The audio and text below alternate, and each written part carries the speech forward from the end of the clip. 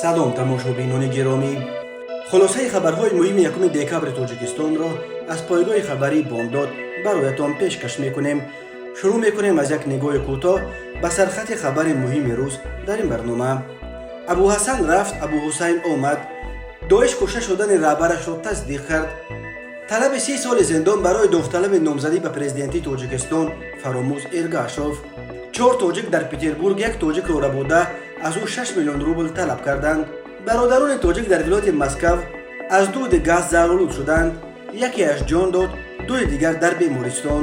наҷоти 33 муҳоҷири тоҷик дар роҳи бозгашташон аз Русия. аблава дар тоҷикистон расман тамом шуд, вале даъвати ҷавонон ба военкомат давом хоҳад ёфт. ва акнун тафсилоти хабарҳо. сухангӯи доиш кушта шудани Абуҳасан Алқурайшӣ раҳбари ин гурӯҳи террористиро тасдиқ кард ва аз раҳбари нави он интихоб шудани Абуҳасан Алҳусайнӣ Алқурайшӣ хабар дод. Абуумар Алмуҳоҷир, ки ӯро ҳамчун сухангӯи доиш меноманд, рӯзи 3 ноябри соли 2022 бо нашри як сабти садоӣ дар саҳифаи телеграми худ бе ягон ишора ба замон ва макон марги Алқурайширо эълон кард. ӯ танҳо гуфт, ки раҳбари доиш дар ҷараёни набард бо душманони худо кушта шуд.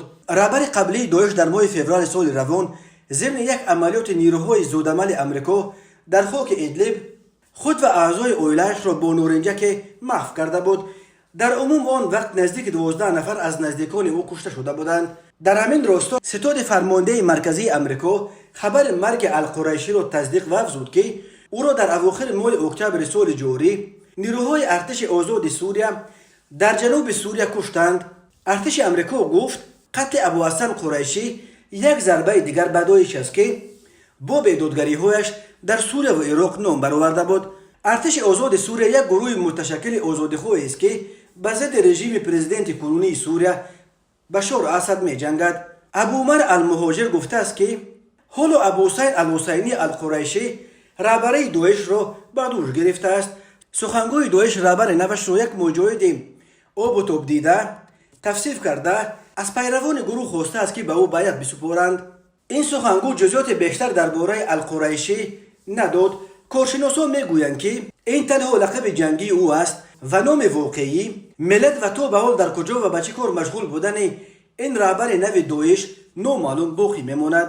хабари кушта шудани боз як раҳбари доишро дар амрико хуш пазируфтанд. ҷон кирби, сухангӯи шӯрои амнияти миллии амрико гуфтааст, ки мо аз хабари кушта шудани як роҳбари дигари доиш истиқбол мекунем. айбдоркунандаи давлатӣ аз додгоҳи олии Тоҷикистон барои Фаромӯз Эргашов, ҳуқуқшиноси шинохтаи зодаи вилояти Мухтори Кӯҳистони Бадахшон ва яке аз раҳбарони комиссияи 44 30 соли ҳукми зиндонро талаб кардааст. мурофиаи парвандаи ин вакили собиқи маҷлиси вакилони халқи вилояти Мухтори Кӯҳистони Бадахшон ва довталаби номзадӣ ба интихоботи президентии соли 2020 дар нимаи дуюми моҳи октябр дар толори мурофиаҳои воқеъ дар дохили боздоштгоҳ ё сезои рақами 1 шаҳри Душанбе пушти дарҳои баста оғоз ёфта буд. мақомот то кунун ҷараёни мурофиаи парвандаи ин оммаи ҳуқуқро шарҳ надоданд, вале Радиои Озодӣ рӯзи 1 декабри соли 2022 бо такя ба ду манбаи худ хабар дод, ки талаби 30 соли зиндон барои Фаромӯз Эргашов ҳафтаи гузашта аз забони намояндаи додстонӣ садо додааст. 30 соли ҳукми зиндон баъд аз ҳабси умрбод дуюмин ҷазои аз ҳама сахт дар қонунгузории Тоҷикистон ба шумор меравад. бино ба иттилои дарёфтӣ, Фаромӯз Эргашов дар ҷараёни тафтишот ва мурофиаи парвандааш аз ҳуқуқи худаш мустақилона ҳимоят мекунад ва адвокат надорад. Фаромӯз Эргашов 32 сол дорад.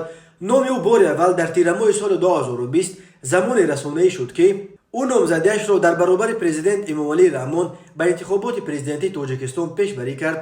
номзадии ӯ он вақт сабт нашуд, вале Фаромӯз Эргашов тавонист худро ба ҷомеа ҳамчун як ҳуқуқшинос ва як сиёсатмадори ҷавон ва пурҷасорат матраҳ кунад. мақомот то кунун иттиҳомоти ба зидди Эргашов ва дигар аъзои комиссияи 44ро шарҳ надоданд, вале бино ба иттилои дарёфтӣ як иттиҳоми асосӣ ба зидди онҳо худи узвият дар комиссияи 44 аст, ки онро мақомот ташкилоти ҷиноятӣ меноманд. комиссияи 44 дар поёни моҳи ноябри соли 2021 дар Хорух бо ташаббуси намояндаи ҷомеаи шаҳрвандии вилояти Мухтори Кӯҳистони Бадахшон барои миёнаравӣ байни мақомот ва эътирозгарон дар майдони марказӣ назди бинои ҳукумати вилоят ҷамъ шуда ташкил шуда буд. эътирозгарон баъди гирифтани ваъдаи иҷрои талабҳояшон ва пароканда шудан аз майдон ҳамчун аз аъзои комиссияи 44 хостанд, ки جریان اجرای طلب‌های آنها را نیز نظارت برند. اما در نیمه اول سال 2022 اعضای کمیسیون 44 با ثبت چندین مراجعتنامه و تشکیل حتی یک نشست خبری اصرار داشتند که مقامات اجرای طلب اساسی اعتراضگران را که تحقیق پرونده کشتار گلبدین زیوبکوف و 2 تن از تظاهرگران بود یک سو گذاشته از آن چشم پوشیدند و برعکس روی تعقیب و به جوابگری کشیدن اشتراکچیان اعتراضهای خاروق تمرکز کردند.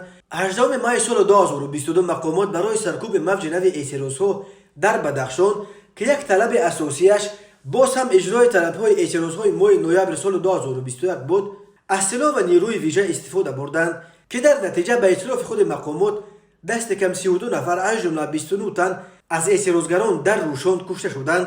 همین طور در پی سرکوب اعتراضها حدود 200 نفر از آدگان ولایت مختار کوهستان بدخشان از جمله بیش از 10 نفر از اعضای کمیسیون 44 با شمول رهبر غیر رسمی آن فراموز ارگاشوف دستگیر شدند. تا امروز حدود 100 نفر آنها الکی به سالهای طولانی زندان و دست کم 7 نفر از زادگان بدخشان از جمله گنرال خولباشف طالب ایونبکوف یک فرزند او به حبس عمرباد محکوم شدند. حامیان حقوق مقامات دوشنبه را به استفاده بیش از حد نیروهای ویژه اسپسناز و سلاح جنگی به ضد اعتراضگران آسایشته در بدخشان و راه اندازی معرکه تعقیب اقلیت ملی و دینی پامیری‌ها ایبدار می‌کنند. در ولایت مختار کوهستان بدخشان تقریباً 250,000 نفر اهالی زندگی می‌کنند. اکثر اهالی این ولایت را پیروان رویه اسماعیلی مذهب شیعه تشکیل می‌دهند که به زبان‌های گوناگون پامیری حرف می‌زنند. روز پنجشنبه 1 دکامبر سال 2022 در شهر سنت پترزبورگ روسیه 4 زاده تاجیکستان را با اتهام آدمربایی و روزنی دستگیر کردند.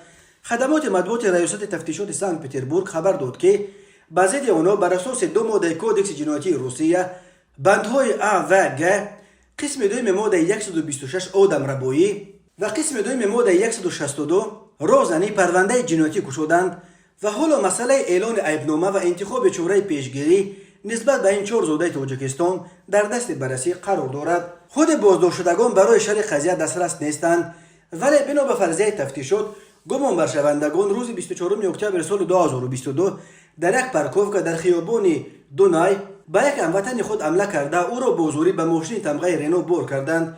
آنها این مهاجر تاجیک را لطوکوب کرده با ماشین به قلمرو ولایت لنینگراد بردند و در آنجا با تهدید کشتن با نمایش کارد و پیستولت پول و تلفن و ساعت او را به مبلغ نه کمتر از 60,000 روبل کشیده گرفته توسط تلفن از صورت شابش 3500 روبل را به خود انتقال دادند و شناسنامه و حجت‌های دیگر آن مرد گروگان را نیز گرفتند. آنها همین طور به تهدید استفاده زوراوری نسبت به مرد گروگان ادامه داده از وی طلب کردند که اگر به آنها 6 میلیون روبل ندهد و خود را از شرمندگی خلاص نکند درباره‌اش معلومات‌های بدنام کننده پنهان کرد.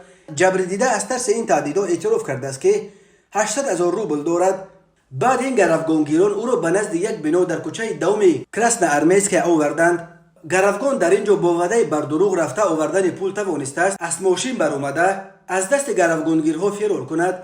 ریاست تفتیشات میگوید در جریان کوفتوکوب دلیل‌های برای تفتیش این پرونده جنایتی مهم یافت و مصادره کرده شدند.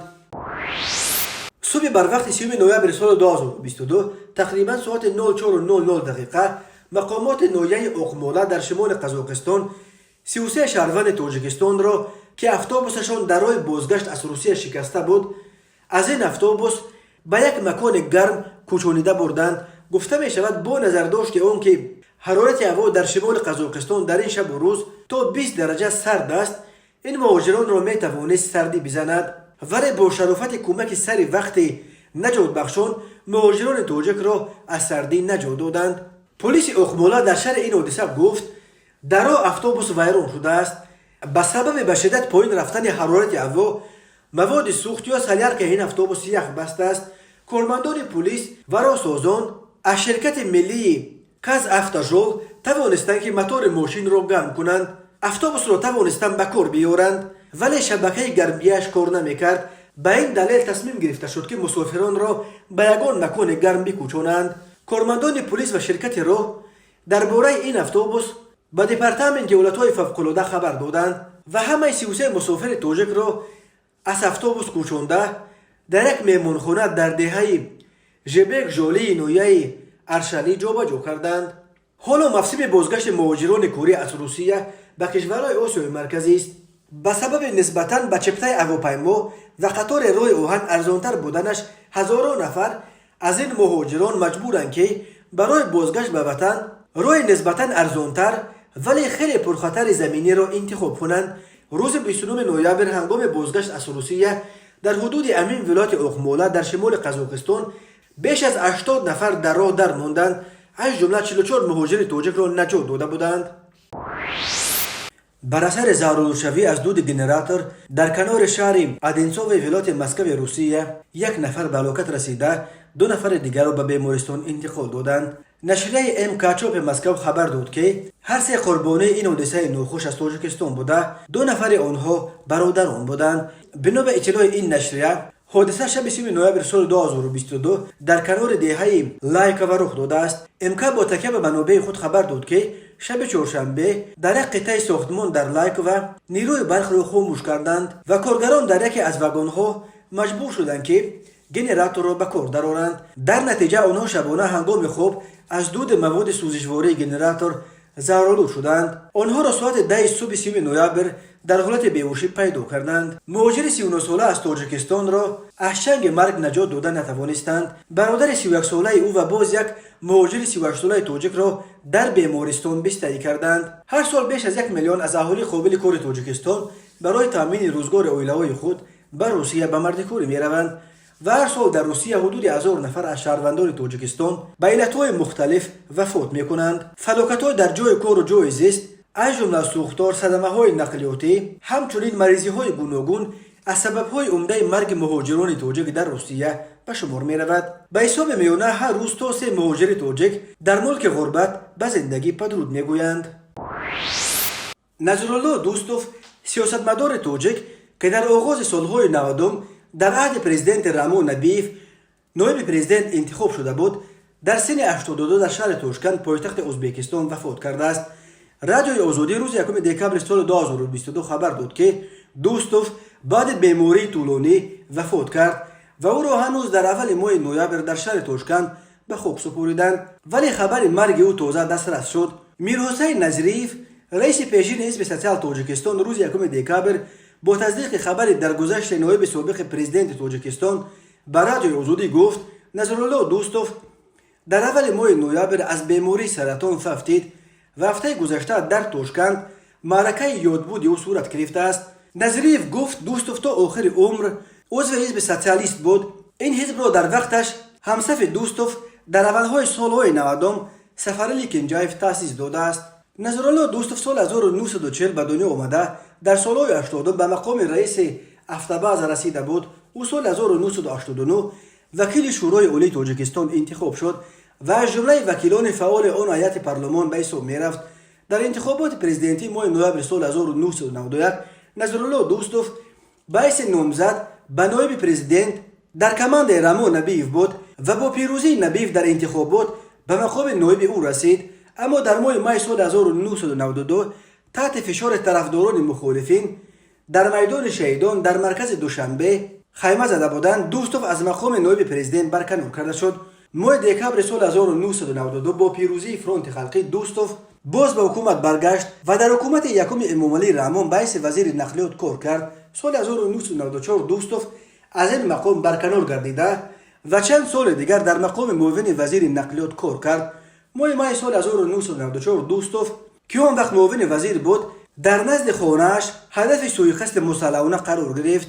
نظرالله دوستوف ماه اوگوست سال 1997 از آشوب مسلحانه پلکونیک محمود خدایبردیف به ضد حکومت امامعلی رحمان پشتیبانی کرد و بعد ناکام شدن آن شورش ترک تاجیکستان کرد و همراه با یاران دیگر خدایبردیف به ازبکستان پناه برد. ماه نوامبر سال 1998 نیروهای خدایبردیف دیگر باره از خاک ازبکستان به تاجیکستان حمله کردند و قسمت‌های از قلمرو ولایت سغد را برای چند روز اشغال کردند. مقامات تاجیکستان میگفتند که نظرالله دوستوف نیز همراه آشوبگران بود و یکی از فرماندهان عمده آنها بود. آن شورش نیز ناکام شد و خدایبردیف و دوستوف با باقی ماندن نیروهایشان از نو به سمت ازبکستان فرار کردند. بعد آن شورش ناکام دوستوف دیگر از خود یگان درک نداد و درباره فعالیت‌هایش بعد سال 1998 دیگر یگان معلومات دسترس نیست. تنها بعد درگذشتش معلوم شد که او این هم سال همچنان در ازبکستان بوده است. درباره کجا شدن محمود خدایبردیف معلومات دقیق تا حال دسترس نیست، ولی باور می رود که او حالا هم در ازبکستان است. وزارت مدافع تاجیکستان خبر داد که روز 30 نوامبر سال 2022 دعوت تیرمایی شهروندان سالهای تولد 1995-2004 به خدمت حربی پرره به انجام رسید. موسم تیرمایی دعوت به ارتش تاجیکستان 1 اکتبر آغاز یافته بود، ولی وزارت مدافع می افزاید که اگرچه اجرای نقشه دعوت شهروندان به خدمت حتمی حربی در مولت مقرر گردیده یعنی دوام ماه‌های اکتبر و نوامبر سال روان به اتمام رسیده باشد، لیکن طبق ماده 28 قانون جمهوری تاجیکستان درباره عهده‌داری‌های حربی و خدمت حربی قرار رئیسان و شهر نویها و با ترتیب مقرر نموده وزارت مدافع جمهوری تاجیکستان با مقصد گذراندن آموزش پیش از دعوتی و بعد آماده نمودن شهروندان سن دعوتی آنها به کمیسریات‌های حربی محل استقامت دعوت کرده می‌شوند. وزارت مدافع درباره اجرای نقشه دعوت اصابات نهایی نداده است، ولی به مقامات شهر و نویه‌هایی که در سمت صفتاً و در سطح ضروری تشکیل و برای ماندن جلب شهروندان سن دعوتی پیشرفت بودند، اینچنین به والدان جوان پسرانی که فرزندانشان اختیاری به کمیسیه‌های دعوتی حاضر گردیدند اظهار سپاس کرده است. در مقایسه با دعوت‌های قبلی در جریان این دعوت تیرمایی شکایت‌های جدی از ابلاغ یعنی زورن در کوچه و بازارها داشتن و برتش بردن جوانان سن سال دعوتی تقریبا به گوش نمی‌رسید، ولی در روزهای آخر دعوت تیرمایی از چند منطقه از جمله از پنجکین تا اسفره خبرهای به دست رسیدند که مقامات پدر و مادران جوانانی را که در روسیه در مهاجرت کاری قرار دارند بازداشت کرده شرط گذاشتند که فرزندانشان را از روسیه برگردانند و به خدمت فرستند. اما چنین به نظر می رسد که این بیشتر به کروپسیون ربط دارد، چون که بسیاری از این والدان دستگیر شده در نهایت با پرداخت مبلغ‌های بزرگ خلاص شدند. ابلاغ یک شیوه اصلا غیر قانونی است که کارمندان کمیسریات‌های حربی و مقامات محلی جوانان سن و سال دعوتی را در کوچه و بازارها دستگیر کرده به خدمت می‌فرستند. فعالان جامعه شهروندی از رهبران تاجیکستان چندین بار دعوت کرده بودند که به این تجربه ابلاغ که آبروی دولت را می‌ریزاند نقطه گذارند. در نتیجه برگزار نمودن چهاربینی‌های اپراتیوی جستجویی از جانب کارمندان میلیسیا، مرد 24 ساله ساکن نویه رودکی با گمان قصداً رسانیدن ضرر وزنین به سلامتی دستگیر کرده شد. نام برده 29 نوامبر سال 2022 تخمینا ساعت 18:00 دقیقه در حدود دهه استقلال نویه مذکور اساسیات اوبوشی با کارد در دستش بوده 3 مرتبه به عضوهای بدن جوان 17 ساله ساکن امین نویه زده است. در نتیجه جبر دیده جراحت جسمانی برداشته در بیمارخانه بستری گردیده است. از روی این حادثه تفتیشات ادامه دارد. به شعبه وزارت کارهای داخله در شهر خاروق با عریضه مرد 52 ساله ساکن نویه شغنان مراجعت نموده است که شب 29 و 30 نوامبر سال 2022 تخمینا ساعت 02:30 دقیقه شخصان نامعلوم با طریق پنهانی автомاشین شخصیش تمغه چندخو را غیر قانونی کرده به سمت نامعلوم بردند. در نتیجه گذراندن چهاربینی‌های اپراتیوی جستجویی از جانب کارمندان میلیسیا 2 نابالغ 13 و 16 ساله ساکن شهر خاروق با گمان غیر قانونی کرده بردن واسطه نقلیات دستگیر کردند. از روی این حادثه تفتیشات ادامه دارد. تماشابینان عزیز و گرامی، این بود مرور به خلاصه چند خبر مهم امروز تاجیکستان. خبر و گزارش‌های بیشتر از تاجیکستان و درباره تاجیکستان و اطراف آن را در سامانه پایگاه خبری بامداد در این نشانه پیگیری نمایید: www.bomdad.com. خوش باشید.